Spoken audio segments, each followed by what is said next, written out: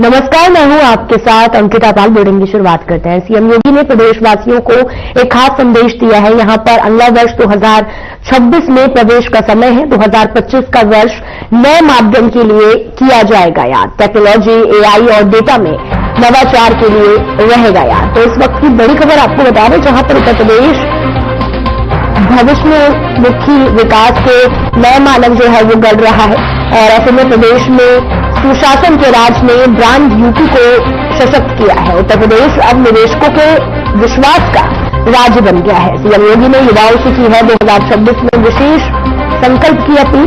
5 बच्चों को computer, AI के विषय में लगातार जागरूक करें और हर सप्ताह कम से कम 1 घंटा ज्ञानदान के लिए निकालें।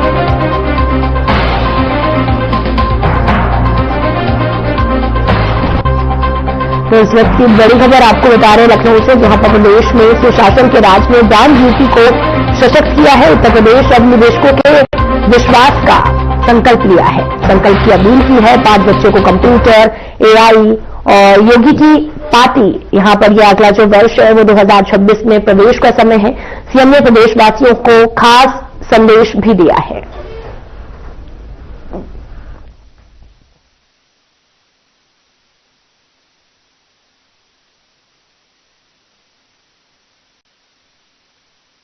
खास संदेश दिया।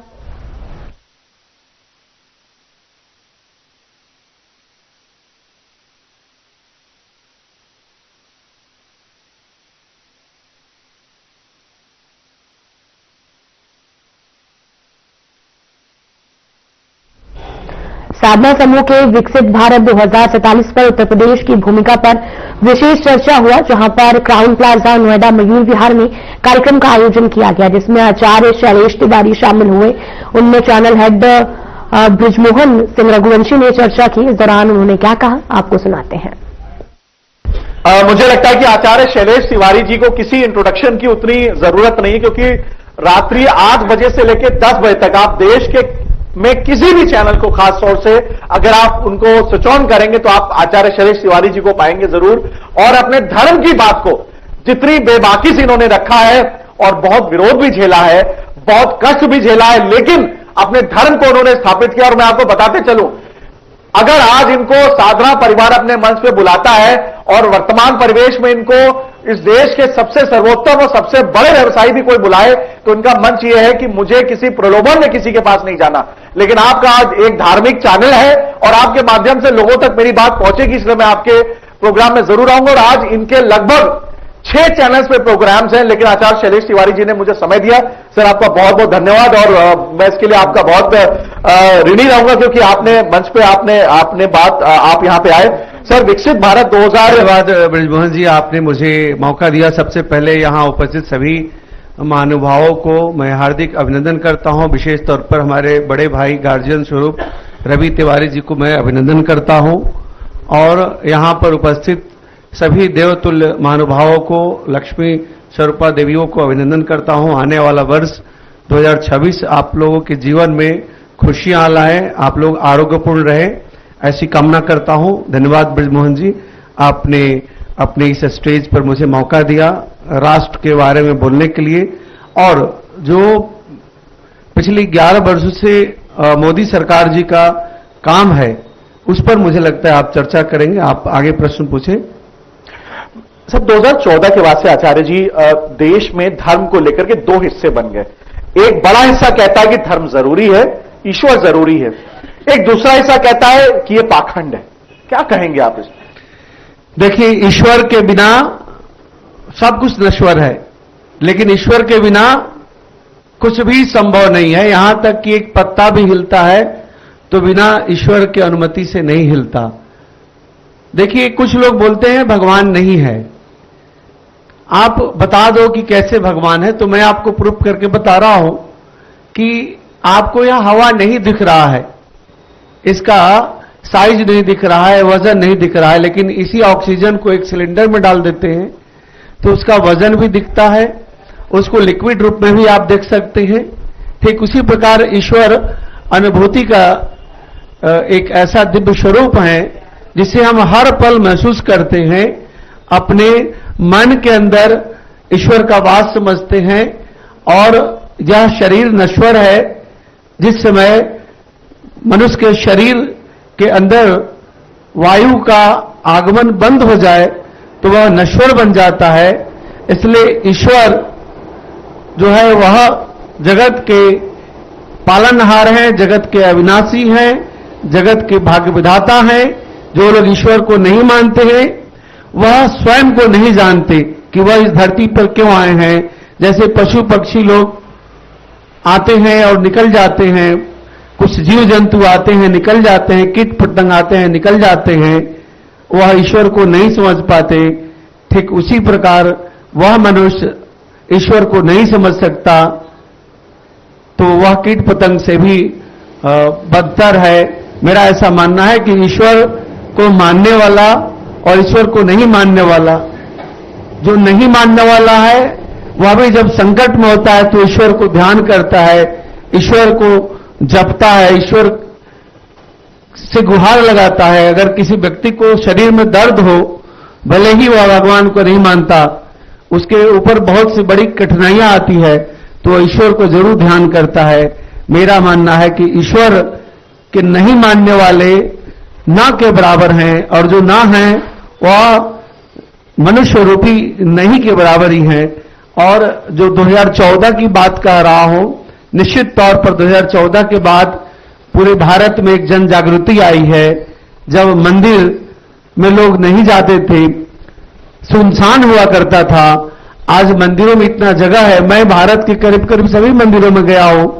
पहले मुझे करीब करीब सभी मंदिरों में वीवीआईपी प्रोटोकॉल मिलता था और आराम से दर्शन होता था। आज उसके लिए सोचना पड़ता है कि वहां जाएंगे तो बहुत लोगों को परेशानी ना हो, तो आम जनमानस बनकर ही जाइए। जैसे बाबा विश्वनाथ का मंदिर मैंने 125 से ज्यादा रुद्राभिषेक बाबा के पास बैठ करके 2013 से पहले किया, यानी 5 से 13 तक। लेकिन अब आप जाते हैं तो 10 सेकंड से लेकर 30 सेकंड तक आपको समय मिलता है, उससे ज्यादा आप समय नहीं वहां रुक सकते। तो इसका मतलब यह है कि 2014 के बाद भारत में सनातन धर्म का जन जागरण हुआ है और निश्चित तौर पर भारत का सनातन धर्म का विकास बहुत हुआ है। और मेरा ऐसा मानना है कि सनातन धर्म का सिर्फ विकास नहीं बल्कि सबका विकास और सबका साथ मिला है।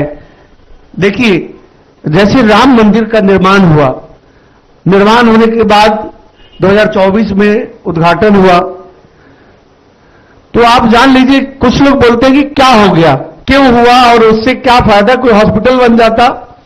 भाई, राम मंदिर निर्माण हुआ है तो वहां पर 10 लाख लोगों को रोजगार मिला है। आप बोलते हैं कि सिर्फ ब्राह्मणों को रोजगार मिला है, कुछ लोग बोलते हैं सिर्फ फूल वालों को।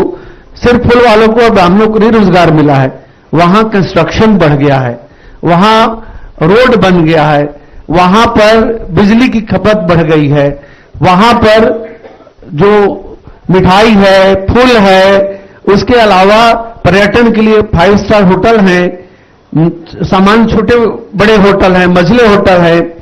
तो इस प्रकार से 10 लाख से ज्यादा लोगों का रोजगार की प्राप्ति केवल और केवल अयोध्या में हुआ है।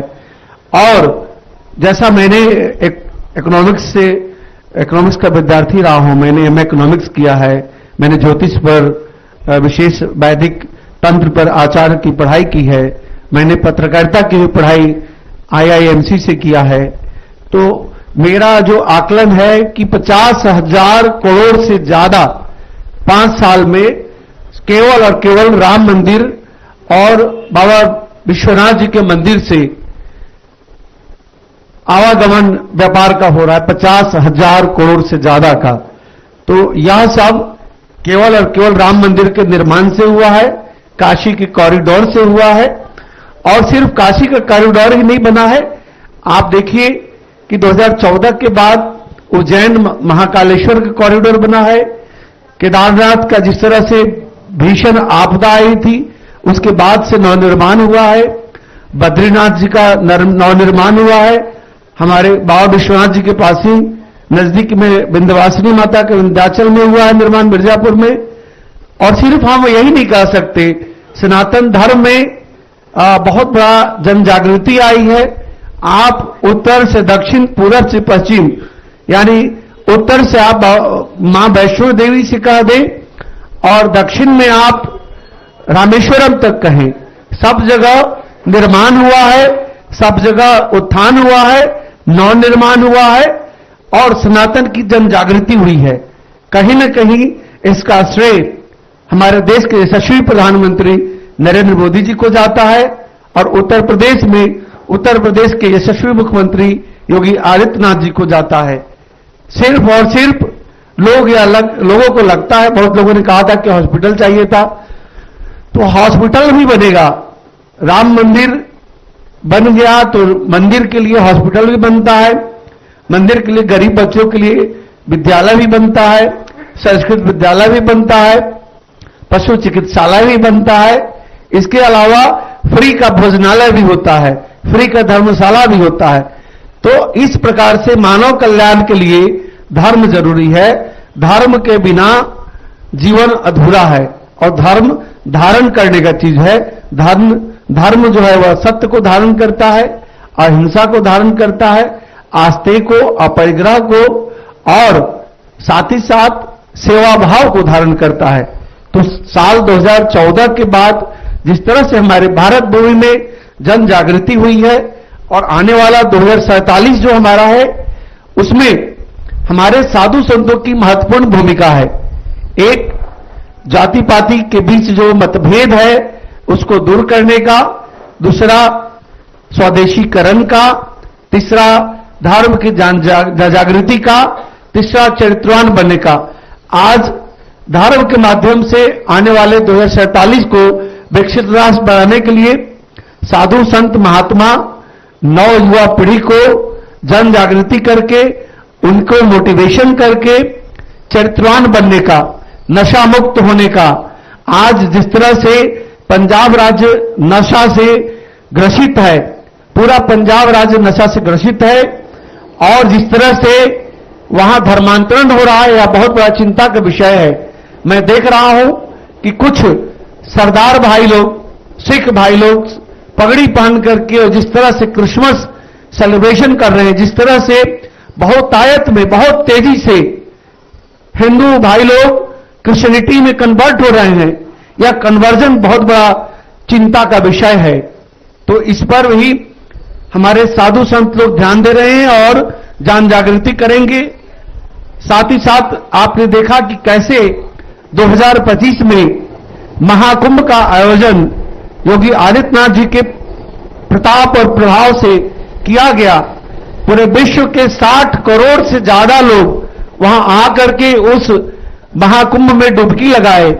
महाकुंभ में डुबकी लगाने का मतलब सिर्फ नहाने से, स्नान करने से नहीं है। मतलब है कि पूरे विश्व के एक दूसरे के सांस्कृतिक कल्चर को समझने का, एक दूसरे से मिल करके एक दूसरे को समझने का, एक दूसरे के साथ जुड़ करके भविष्य में काम करने का। इसमें लाखों करोड़ का व्यापार हुआ। इसके साथ साथ आपने देखा कैसे विश्व के तमाम देशों के, चाहे वह मुस्लिम समाज से हो, क्रिश्चियन समाज से हो, यहूदी समाज से हो या कोई भी समाज से हो, लोगों ने आकर के कुंभ में स्नान किया। स्नान करके उन्होंने सनातन को समझा, सनातन को बहुत करीबी से तरीके से समझा और हमारे देश के कुछ बड़े संतों ने यहां तक कि विश्व विख्यात अमीर घरानों को भी बुला करके उन्हें सनातन की परिभाषा, सनातन का महत्व और भविष्य में सनातन ही सब लोगों के बीच में सुख, शांति और आपसी प्रेम को बढ़ाएगा। सनातन ही एक ऐसा धर्म है जो किसी से नफरत करना नहीं सिखाता। बाकी तो ऐसे बहुत सारे धर्म है जिसमें लोग सर काट देते हैं, इसके बावजूद भी उन्हें चीख तक भी नहीं निकलता, ऊह तक भी नहीं होता।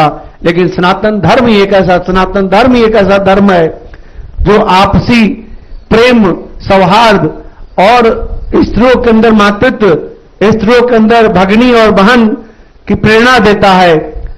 पुरुषों में वृद्ध लोगों, जो भारत में रहने वाले सनातनी हैं, वह कुछ लोग कन्वर्जन करके मुसलमान बन गए। भारत में रहने वाले कोई भी व्यक्ति पहले से मुसलमान नहीं था, मुसलमान बने। और इसके बाद भारत में जैसे अंग्रेज आए उन्होंने क्रिश्चियनिटी को बढ़ावा दिया। और मैं इतना जरूर कहूंगा, निश्चित तौर पर जो कांग्रेसी भाई हैं उन्हें बुरा नहीं लगना चाहिए कि जब कांग्रेस की सरकार आई तो क्रिश्चियनिटी बहुत तेजी से बढ़ा, चाहे वह नॉर्थ ईस्ट के राज्य हो, चाहे केरला के राज्य हो, चाहे तमिलनाडु हो, चाहे अब पंजाब हो। तो इसके बाद 2014 के बाद जिस तरह से भारतीय जनता पार्टी की सरकार आई, नरेंद्र मोदी जी की सरकार आई, निश्चित तौर पर भारत में सनातन का विकास हुआ। और केवल सनातन का ही विकास नहीं हुआ, मुस्लिम भाई बहनों का भी विकास हुआ। जिस तरह से कुरीतियां, 3 तलाक नाम की बहुत बड़ी कुरीतियां थी, उस कुरीतियों से भी हमारी मुस्लिम बहनों को निजात मिला। इसके साथ ही साथ बहुत सारे ऐसे मुस्लिम समाज के लिए भी काम हुए। लाखों घर मोदी जी ने बिना नाम पता पूछे लोगों को दिलाया। मुस्लिम समाज के गरीब भाइयों को ही लाखों घर जो प्रधानमंत्री आवास योजना के तहत मिला, उन लाखों बहनों को चूल्हा मिला, उन लाखों भाइयों के घर में नल, कल, जल मिला। या निश्चित तौर पर सबका साथ और सबका विकास को लेकर के 2014 के बाद जिस तरह से भारत का मान मर्यादा, प्रतिष्ठा पूरे विश्व में, चाहे वह अमेरिका के सामने हो, रशिया के सामने हो, चाइना के सामने हो, फ्रांस के सामने हो, इन सब के सामने हमारा प्रभुत्व और वर्चस्व बढ़ा। लेकिन भारत में ही रहने वाले कुछ हमारे मुस्लिम भाई जिन्हें लगता है कि भारत में रहने वाला मुस्लिम, उन लोगों ने क्या किया, उन्हें फिलिस्तीन तो याद आई, फिलिस्तीन और गाजा पट्टी में जिस तरह बम धमाके वो सब याद आया। लेकिन बांग्लादेश में जिस प्रकार से हमारे हिंदू भाई का कत्लेआम हुआ, इसके लिए कोई भी मौलाना और कोई भी मुस्लिम समुदाय के लोगों ने विरोध नहीं किया। मुझे इस बात का दर्द है। लेकिन इसके साथ साथ आज जन जागृति की जरूरत है। जिस तरह से हिंदुओं के समाज में एक तरह से जातिगत भेदभाव है, उसको ठीक करने की जरूरत है। इस प्रकार से अगर सनातन उभरेगा, सनातन जाति पाति से ऊपर उठ करके आएगा। और छुआछूत की भाव तो पहले थी, अब नहीं है, लेकिन अब भी अगर कहीं बचा है तो उसको नष्ट करने की जरूरत है। सभी सनातनी, वैसे तो हमारा सनातन धर्म वसुधैव कुटुंबकम की बात करता है, लेकिन सभी सनातन के सभी जाति आपस में भाई भाई हैं और परिवार हैं। और यही साधु संत लोग नीति अपनाएगा तो 2047 में हमारा भारत विकसित राष्ट्र बनेगा। धन्यवाद गुरुजी, आपने बहुत बेबाकी से हम अपनी बात को रखा। और क्योंकि यहां आए हुए हर गेस्ट ने अपना समय बहुत मुश्किल से निकाला है और हम लोग कुछ ही देर में बस प्रस्थान करेंगे लंच के लिए। उससे पहले मैं जो यहां आए हुए कुछ हमारे मेहमान हैं, उनके हम विचारों को भी हम लेंगे। और गुरुजी, कुछ लोग धर्म से रिलेटेड आपसे कुछ सवाल पूछेंगे, लेकिन उससे पहले मैं लोगों के बीच में जाकर के उनसे मैं उनके व्यूज लूंगा और अपनी बात को रखूंगा। धर्म की जब बात आती है गुरुजी, क्योंकि ना लोग इसको बहुत खिलवाड़ के रूप में भी लेते हैं, और मैं इसको बोलूं क्योंकि धर्म को लेकर के जब भी बात होती है तो लगता है ये कोई पार्टी विशेष की बात है। तो मैं इससे संबंधित कुछ लोगों से बातचीत करूंगा। एक निकल के आ रही है, क्योंकि जब हम बातचीत करते हैं धर्म की, और क्योंकि आप एक दूसरे फील्ड से बिलोंग करते हैं, और जब जैसा गुरुजी ने बात बोली, तो धर्म को आप कितना सही मानते हैं कि धर्म कितना जरूरी है देश के लिए? धर्म तो बहुत ही जरूरी है। और बीजेपी सरकार में आने के बाद हिंदुत्व को जो वो मिला वो बहुत ही बढ़िया है। देखिए, धर्म को लेकर के तमाम लोग अपनी बात रखते हैं। मैं मंच पर भी लोगों को इनवाइट करूंगा, खासतौर से हमारे साथ एक डिजाइनर है, क्योंकि ये आपका सेक्शन नहीं है, लेकिन आप क्या सोचती हैं धर्म को लेकर, क्या सोचती हैं आप? मुझे ऐसा लगता है कि धर्म हमारा एक बेस है। जैसे आत्मा शरीर में होती है, तो वैसे ही धर्म से हम चलते हैं। वो हमें बताता है कि हमें किस राह पे चलना है, कैसे चलना है, क्या हमारी संस्कृति है। तो ये बहुत जरूरी है, बेस है, फाउंडेशन है किसी भी जीवन का धर्म। आप किसी भी धर्म से हो सकते हैं, लेकिन आप अपने धर्म को फॉलो कीजिए। I think that is the part of your culture, your celebration. अभी हाल ही में गुरुजी, जो वर्तमान में देश के सांस्कृतिक मंत्री हैं और पर्यटन मंत्री हैं शेखावत जी, उनसे हमारी ब्यूरो हेड ने सवाल पूछा धर्म के बारे में। मैं पूछना चाहूंगा, आपको याद है वो सवाल जो आपने पूछा था शेखावत जी से, उसके विषय में आप शैलेश तिवारी जी से कुछ पूछना चाहें तो? सर, हम लोग हिंदू धर्म से बिलोंग करते हैं और जब से बीजेपी की सरकार आई है थोड़ा ज्यादा बढ़ गया है। सभी लोग धर्म को लेके, सभी के मन में पहले से शुरू से ही रहा है, लेकिन अभी थोड़ा सा हमारे देश में एक धर्म को लेके ज्यादा लोगों में जागरूकता आई है, हम कह सकते हैं। लेकिन अगर हम आज भी हिंदुओं के मंदिर में, जब हमारे मंदिरों में जाते हैं, हम लोग चर्च में अगर जाए, हम गुरुद्वारे में अगर जाए, तो वहां पर भी एक फीलिंग के लिए जाता है इंसान। लेकिन हम जब अपने मंदिर में जाते हैं, बहुत सारे मंदिरों को मेंटेन बहुत अच्छा किया है, लेकिन बहुत सारे ऐसे पॉपुलर टेम्पल्स हैं जहां पर उनको मेंटेन बहुत अच्छा नहीं किया। सबसे बड़ी जो कमजोरी मुझे लगती है, वहां पर हाइजीन की बहुत प्रॉब्लम होती है। जब हम गुरुद्वारे में जाते हैं तो हमें वहां साफ सुथरा दिखता है, हम बैठते हैं देर तक वहां पर। तो मेरा सवाल उनसे यही था कि आप क्या इस पर काम कर रहे हैं? तो उन्होंने बोला कि हम चिन्हित करके धीरे धीरे इस पे काम करेंगे। आपकी उस पर क्या राय है? यादा होता है, कलश स्थापन होता है, आपके घर में यज्ञ होता है, तो उसकी सामग्री को आप जाकर के जमुना जी में गंगा मैया में फेंक देते हैं, गंगा मैया को प्रदूषित करते हैं, जमुना मैया को प्रदूषित करते हैं।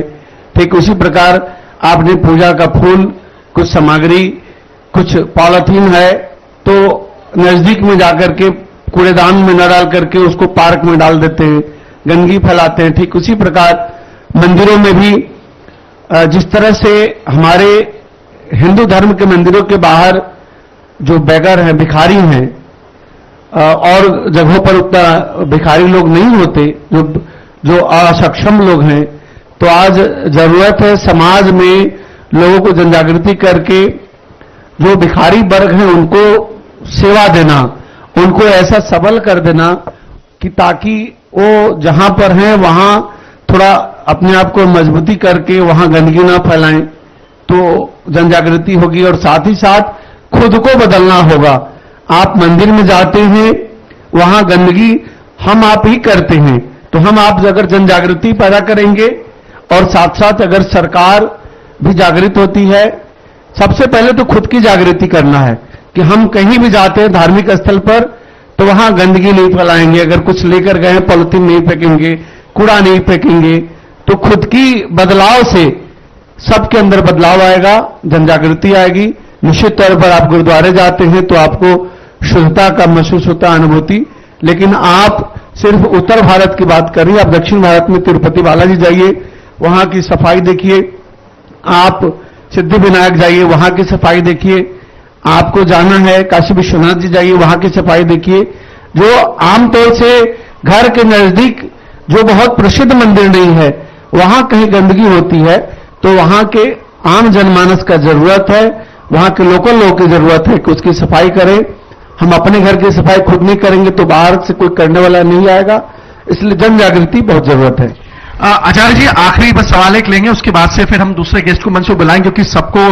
गुरुजी, मेरा एक छोटा सा सवाल आपसे है कि जैसे हमारे सनातन धर्म में इतनी ज्यादा फ्रीडम है कि हम भगवान को, ईश्वर को माने या ना माने, कोई ऐसा नहीं है कि आपको जो जबरदस्ती बोला जाता है कि आप ईश्वर को मानो, पूजा करो, आपका मन है तो कीजिए, नहीं है तो नहीं कीजिए। अगर हम सेम चीज दूसरे समुदाय में देखते हैं, जैसे मुस्लिम समुदाय को ले लीजिए, उनका एक फिक्स होता है फ्राइडे को आपको नमाज करने जाना ही है, करना ही है, बच्चों को मदरसा भेजा जाता है कि आप जाइए और उनको पढ़ाई कीजिए। क्या हम अपनी संस्कृति को, अपने सनातन को बताने को और बढ़ाने के लिए कुछ ऐसे प्रोग्राम स्कूल में या कॉलेजेस में कुछ कर सकते हैं ताकि उनको अच्छे से बताया जाए? आने वाली जनरेशन के लिए हम क्या करें? देखिए, सरकार तो ये सब बड़ा स्तर पर काम जो है सरकार का है। गीता का विशेष रूप से सभी स्कूलों में पढ़ाने की बात हो रही है, कहीं कहीं पढ़ाया भी जा रहा है, और सरस्वती शिशु मंदिर जैसे विद्यालयों को बढ़ावा देने की जरूरत है। इसके साथ ही साथ हर गली मोहल्ले में हर व्यक्ति को कम से कम सप्ताह में 2 दिन, मंगलवार को शनिवार को मंदिर जाना चाहिए।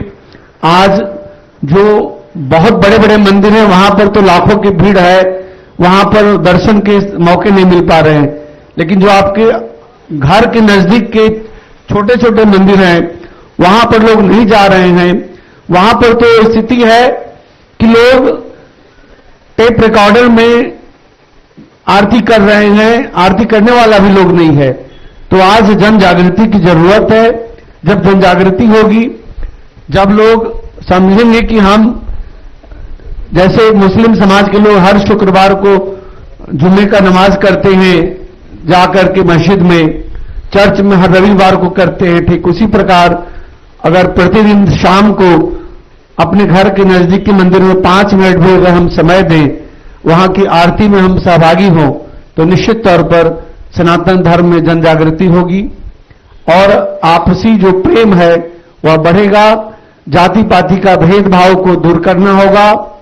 मैं यह नहीं कहता कि शादी विवाह जो है वह जिसको मन उससे कर दे, उससे तो जो है वह बहुत ज्यादा समस्याएं पैदा हो जाएंगी।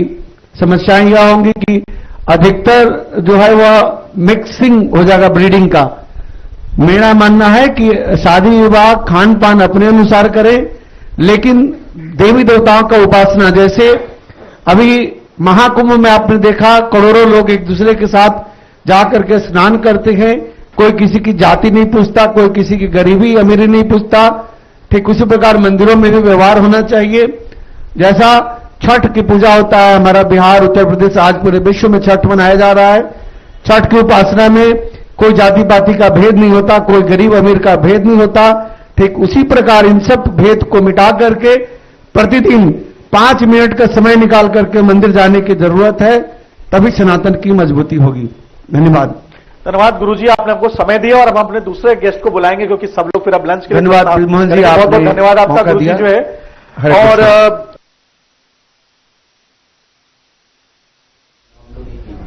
फिलहाल वीडियो में इतना ही। नमस्कार।